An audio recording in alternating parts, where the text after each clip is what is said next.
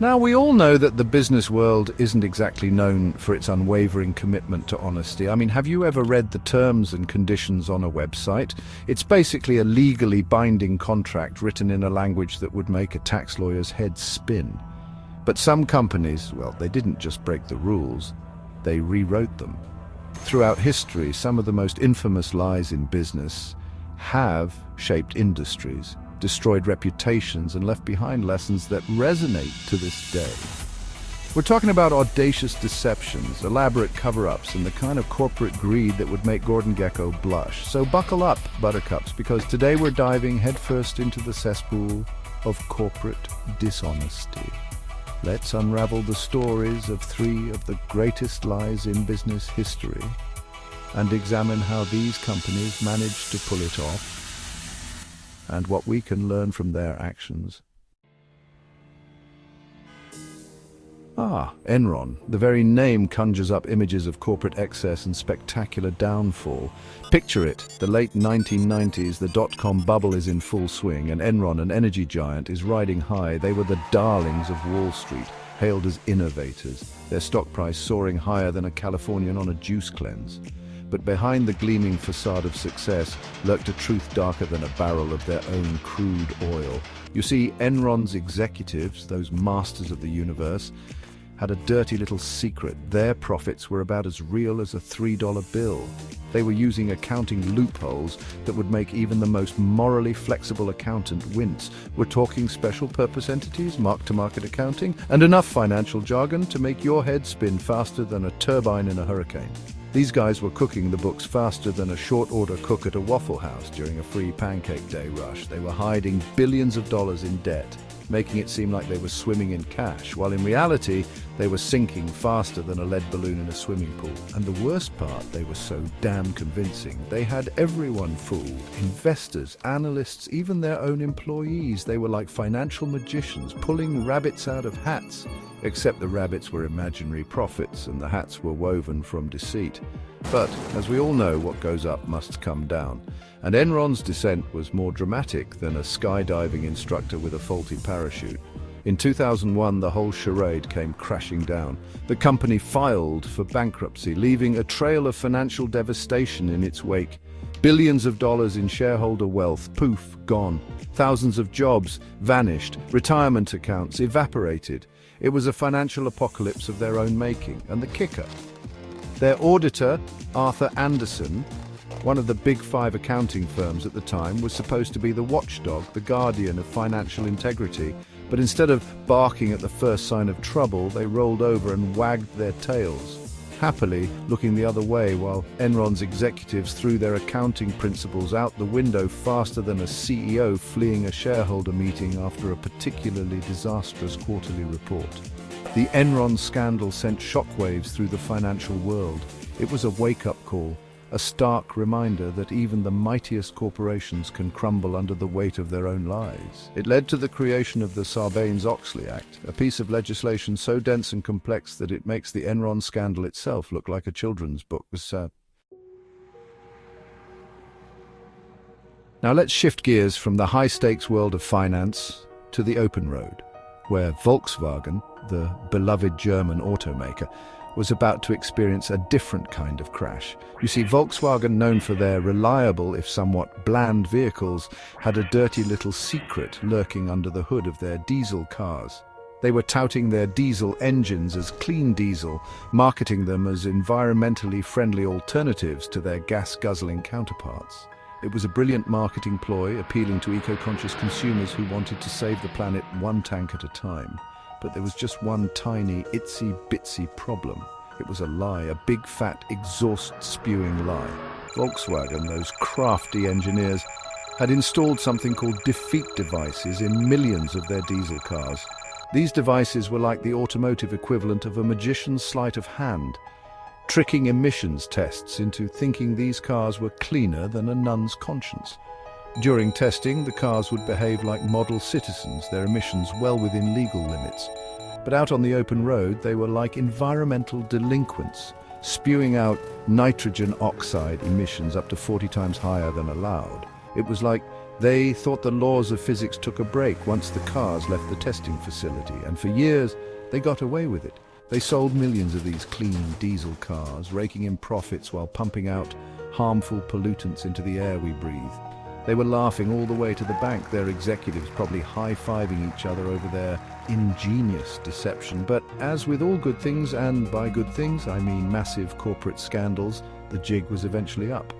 In 2015, the truth about Volkswagen's dirty little secret came sputtering out like a faulty exhaust pipe on one of their diesel cars.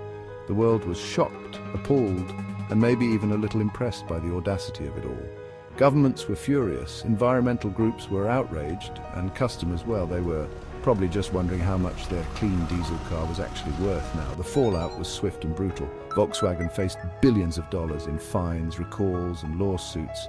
Their reputation, once as spotless as a freshly waxed Jetta, was tarnished, covered in the grime of their deception. The Volkswagen emissions scandal, or Dieselgate as it became known, was a stark reminder that even in the supposedly buttoned-up world of German engineering, the temptation to cheat can be as powerful as a turbocharged engine. It was a cautionary tale about the dangers of prioritizing profits over principles, and the importance of remembering that, in the end, the truth has a way of catching up with you, even if you're driving a car that's designed to cheat emissions tests. Chapter 3.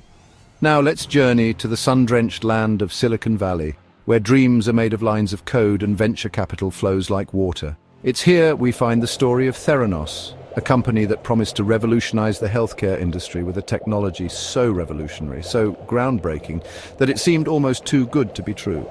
At the helm of this ship of dreams was Elizabeth Holmes, a young, charismatic entrepreneur with a Steve Jobs-esque aura and a voice so low it could make Barry White sound like a chipmunk on helium.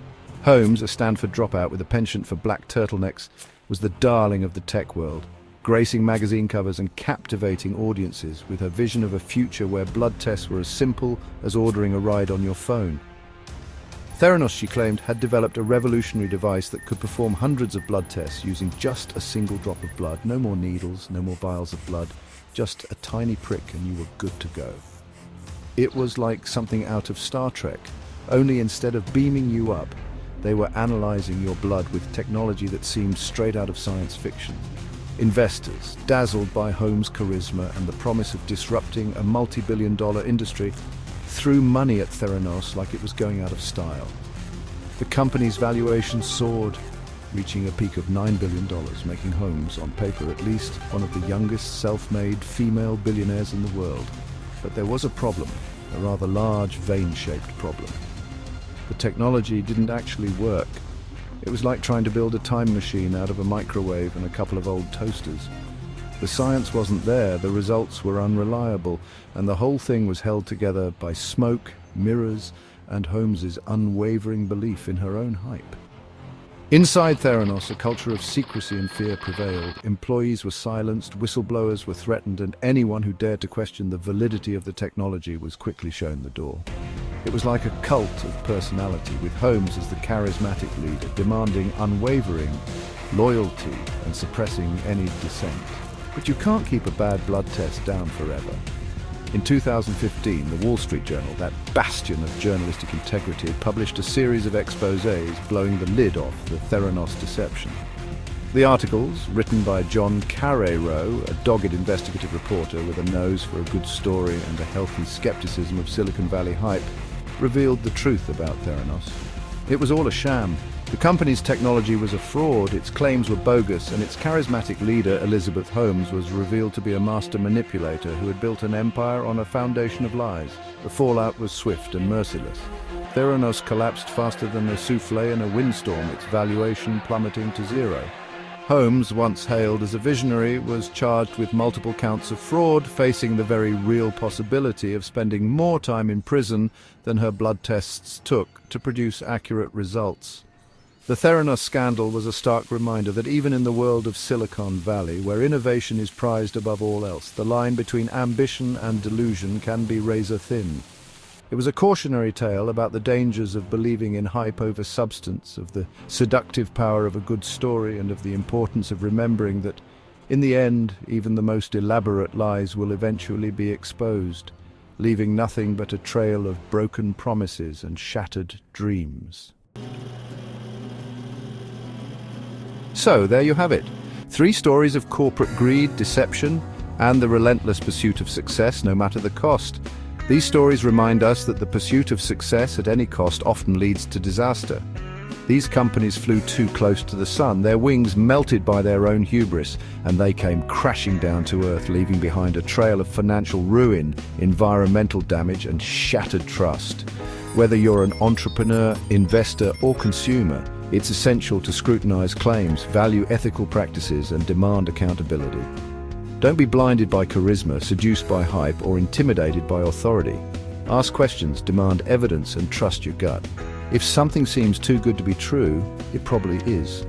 The greatest lies in business history may have rewritten the rules temporarily, but their legacies are cautionary tales that continue to shape how we approach trust and truth in the corporate world. Because in business, as in life, honesty isn't just the best policy, it's the only sustainable one.